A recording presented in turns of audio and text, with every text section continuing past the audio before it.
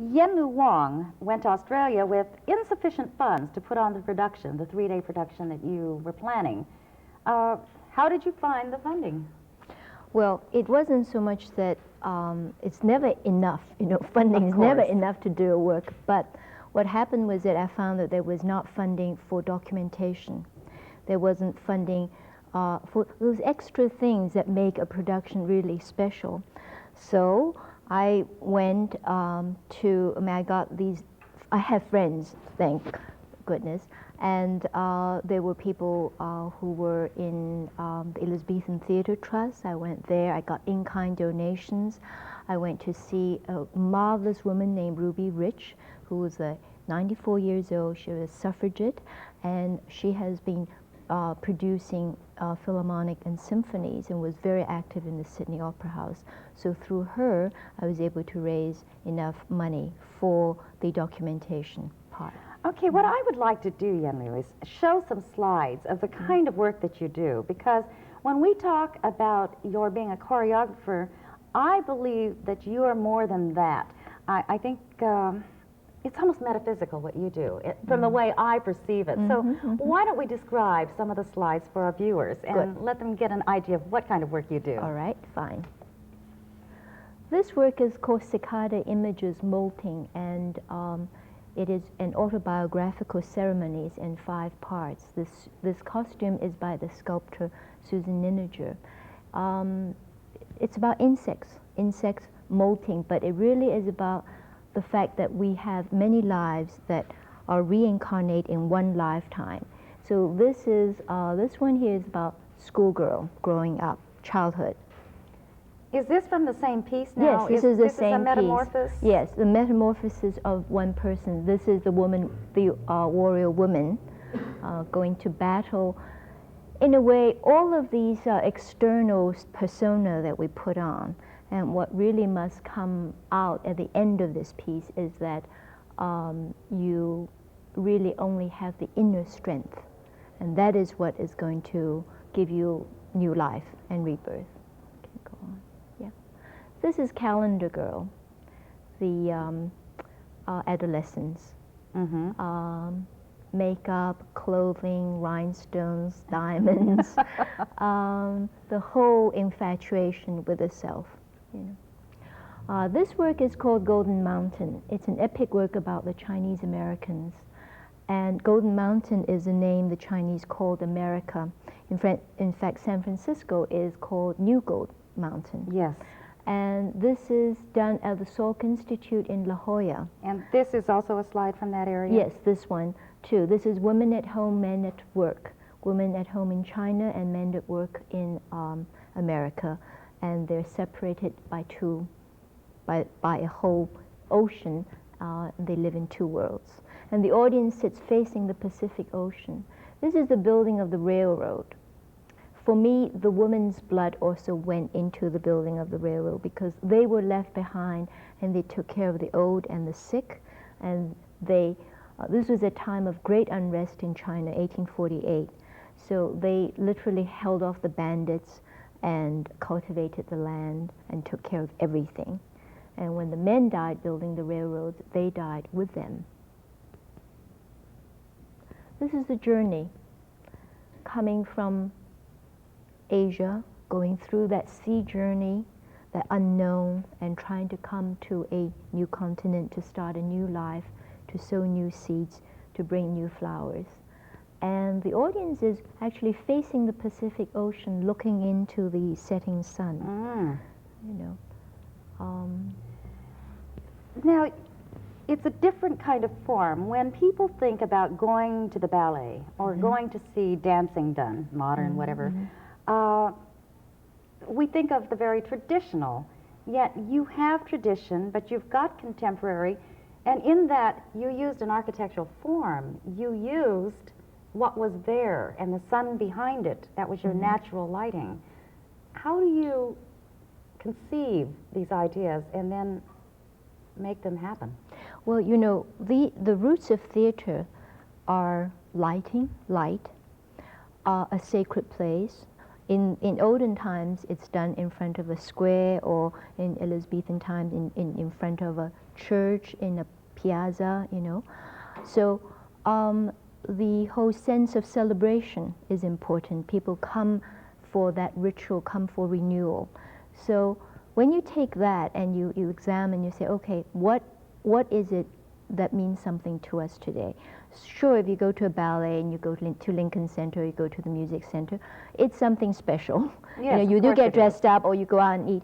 But I think we don't need to only have that kind of occasion in that kind of space, because the kind of proscenium theater we're talking about is not very old. It's 100 or 200 years old. Yes. Whereas the happening in front of the church in the village square happened for centuries. So it's really trying to go back. I think every generation goes back to its roots. And I mean very deeply, not just 20, 40, 50 years, but into its ancient past. And every in a way generation does, but are most of us aware that we go back? You seem to have brought an awareness to those who are watching your work of those I think roots. I think I had to do that to understand what I mean when I say I'm an American of Chinese heritage, or I'm a Chinese American. What does that mean? You know, what does that two word together mean? Am I divided? Am I schizo? Am I, you know? I mean, what makes us the unique person we are with our fantastic diversity? And I think we're living in an age where multiples are happening. You know, I mean, just look at food. That. We Multiples eat. how? Well, it's not enough just to hold on to.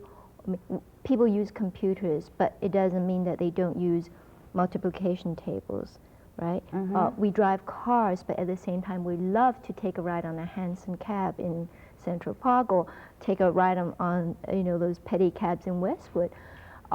We are called upon at this time in history, because human beings are, the whole world is at a crisis, that we are called upon to muster everything. And it means the collective wisdom of all the peoples of the world, including, when I say peoples, I also include the environment, because nature teaches us. Nature is the most fantastic teacher. Well, as you were describing the slides, you talked about the audience facing the Pacific Ocean. And then we saw the shadows from the sun coming from behind them, so that meant probably evening. Yes, 6 o'clock. When you were putting the dance together, did you go down and get architectural drawings of the place where you were to perform, and watch the sun, and how did you prepare this? Well, it took, this whole Golden Mountain probably is one of the most significant works, because it is about a whole people, their collective consciousness, their history, and my relationship to that. 10 years. I've wanted to do this work for 10 years. Really? And I moved from New York to California because I felt that if I should have to, if I'm called upon to do this, I've got to understand what the history of our relationship to the land is. And in California, Chinese worked the land. You know, we worked in the San Joaquin Valley. We planted, Bing cherries came from a Chinese man, you know, and one of the founders of Los Angeles was a Chinese from Manila named Rodriguez. So, yes, I did. I went to the site. We rehearsed 3 months on the site in the Salk Institute, much thanks to Jonas Salk, who really was 100% behind it, you know. Yes, and we tested and knew exactly with the almanac when the sun is going to set, so that there's this whole afterglow that we're dealing with. Light is very important, and when we have the sun as our primary source, then I love to play with it and see what the sun or the lack of sun would do to a work. There are days when La Jolla would fog over, and you would see literally people walking with no shadows, and that's very eerie too. Now this, or does it come from your basic training? You started studying in Hong Kong, classical ballet, also learned Chinese, Peking theater. Where did all these ideas come from? from your training, or were you influenced by others? I think, of course, I'm influenced by others. I'm constantly learning and being awed and picking up and doing thievery. You steal. But I think I had an extraordinary childhood. I was born in Kunming, Yunnan, which is southwest China, near the Tibetan mountains, the Himalayas. And there are a very large number of minority peoples. My name, Lu, is actually named after the Lolo people. And there the people danced all the time. Dancing was part of their everyday life in rituals of renewal, rites of passages. And I think those were very formative to me. I remembered, very early happenings in my childhood. In fact, back to when I was still in my baby bed, in my cradle, I can remember things and ask my mother. And she said, "Now, how did you know? You were only a few weeks old." I remember those things. So I think that was a very important dimension of the way I perceive and the way I try to always connect things. I think maybe you have an unusual sensory perception from the cradle. I mean, because it appears that you're picking up things that the rest of us somehow miss.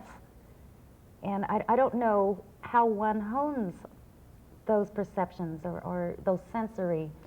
Yeah, I think the training of an artist is really training those dimensions of sight, hearing, and the sensory perceptions, and entering a different state of consciousness. That's why we meditate. That's why we, in Grotowski's training in theater, you push yourself until you're totally exhausted and all your defenses are down, and then you reach a different level. So you're constantly not operating just on one, do this, do that. I've got to put on my expenses and do my checkbook and fetch this, run errands, the list that we all make every day. Oh, yes, but in order to keep surviving as a choreographer, artistic director of a company, one has to have a business sense. And after these messages, we're going to talk with Yen Lu Wong about that business side of her, because it's very sharp, too.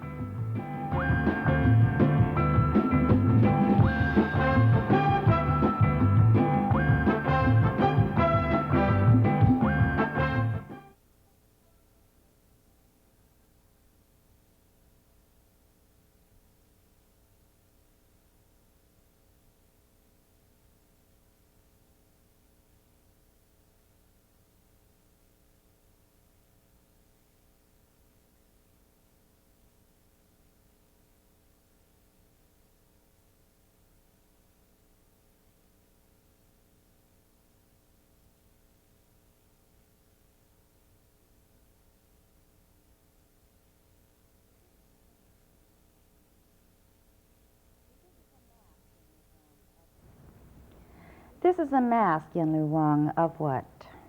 This is a mask created by Françoise Gillot for the new piece we're going to be doing in the Japan-American Plaza, designed by Isamu Noguchi. This is the first part of the whole scenographic element that she's designing, and I'm just awed and pleased and intrigued by this extraordinary piece of art. I think a lot of times artists want us to interpret for ourselves, but I can't help but notice I see ears and lips and whatnot, noses and eyes. Are there some symbolic meanings to this? Weren't we talking about senses earlier? Yes. The whole thing of seeing what you hear. So it's I think the whole antenna, if you will, of picking up. I mean, this is a mask of quite an extraordinary person, and it's a female, and she has power, and that goes back to the whole shaman tradition of women, having extraordinary power. Yes. And it's interesting because you see the middle part of the face is almost no-like, like in no theater, very blank almost and bland. Yes. And then this part is very, reminds one of Eskimo masks coming out. That's But right. what is so wonderful for me as a performer is that this mask is very light. It's totally pressed out of paper with lucite. Oh my. And I can move, and Francoise made this to my proportion so that I could turn and move and bend with no interference on the side. Oh, that is just marvelous. Now, the costumes are really sometimes sculptures or Yes. done by a sculptor. Yes. Will there be a sculptured costume with this? Yes, there will be, I don't know what the costumes are going to be like, but Francoise is always, I mean, she does all these intriguing non-costume, what you would think a dance costume a la leotard and tights, you know. Right. She allows the body to move, but at the same time, there's always some form in space. But what she's going to be designing are these giant floating canvases, floating paintings. It's Oh. her way to combat despair. It's a way, you know, we really feel that art is to celebrate. We have much to celebrate, and we must give the impetus for good in this world. I'd like to let our viewers see the rest of the slides that Okay, we have good. here today of All right. your performances.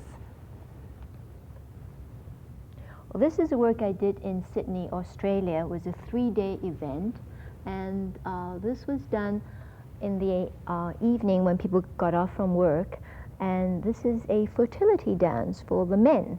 It was a 3-day event, and each 1 hour long, and we rehearsed. This is called the Observatory Hill in Sydney, and you can see the entire history of Australia in front of you. The different houses that were built in the 19th century, the wharfs in the early 20th century, and then after the war, the high-rises and skyscrapers. Okay.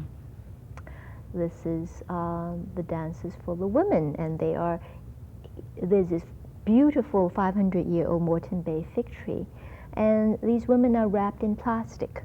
They're plastic women. There's Mae West with her formidable shape, and little Bo Peep, and Farrah Fawcett, and the Virgin Mary. All these icons that we have to deal with when we really become women of flesh and blood.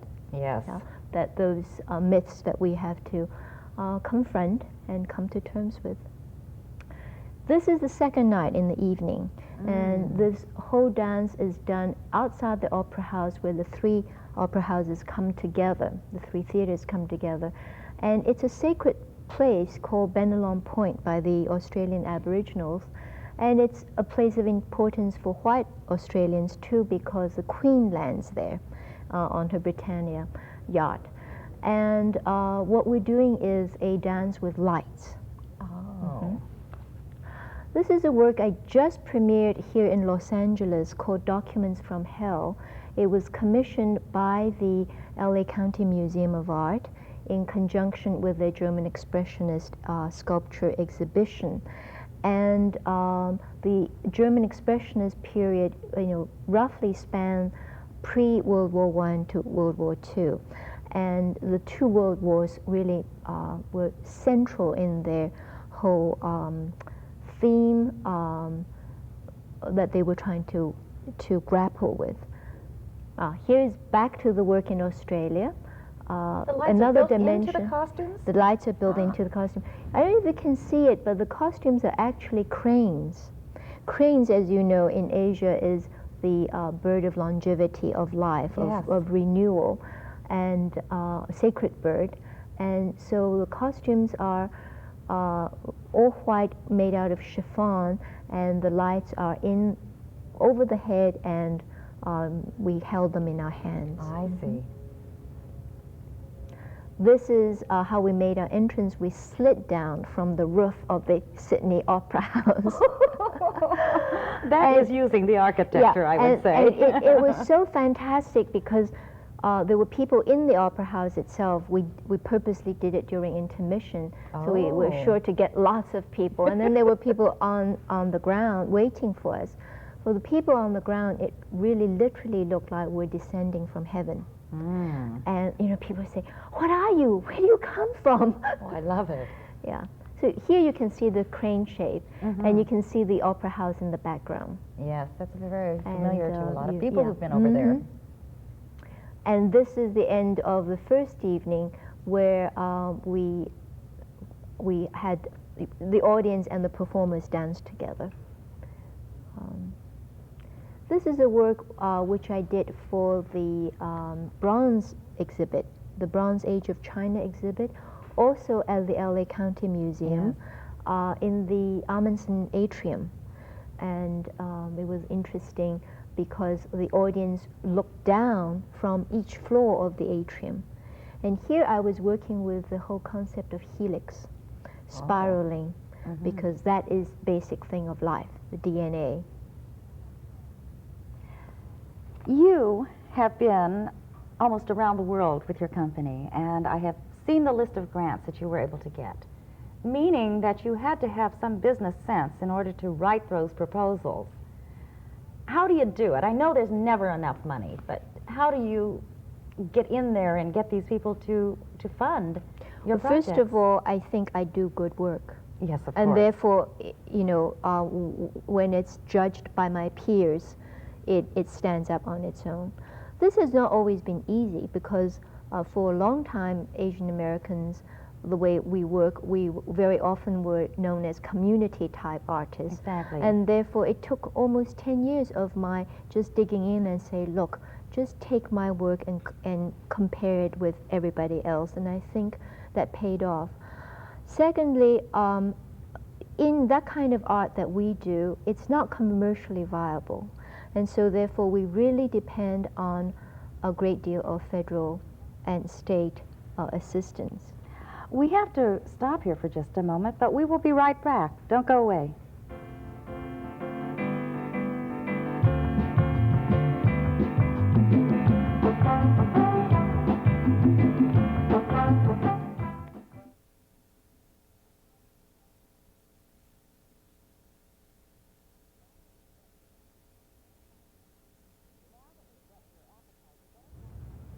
Now that we've whet your appetite, we better find out where we can see this woman perform. Where will you be next? Well, in the LA area, I'll be performing late August in the Japan American Theater. Prior to our tour of Europe, we've been invited to go to the Graz Festival in Austria, and we're going to do a stopover in Amsterdam and Vienna, and then a side tour of Hungary. Then I will be doing several things in Santa Barbara. The Museum of Santa Barbara has invited me, so I'll be performing 2 works there. So it should be very busy for us. Then next spring will be this opening of the work with Françoise Gillot at the Noguchi designed plaza in downtown Los Angeles. You also seem to have a very orderly life, what with 2 daughters and a husband. Keeping a family together, keeping a career of your own together, plus the people in your company that have to work with you. Gotta hand it to you. You really are an 80s woman. We work very hard. and you certainly are deserving of all the awards that you've had. I thank you for joining us today. I'm Sumi Haru, and remember, we love you.